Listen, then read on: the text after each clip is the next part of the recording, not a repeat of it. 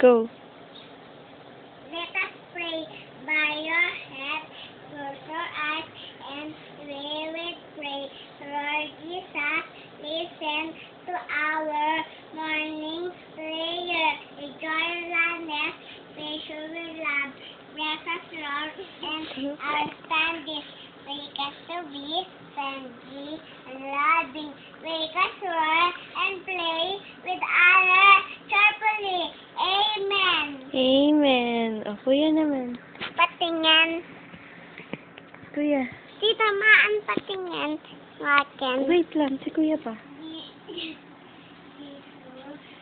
sana po, dan makabuti sa office niya.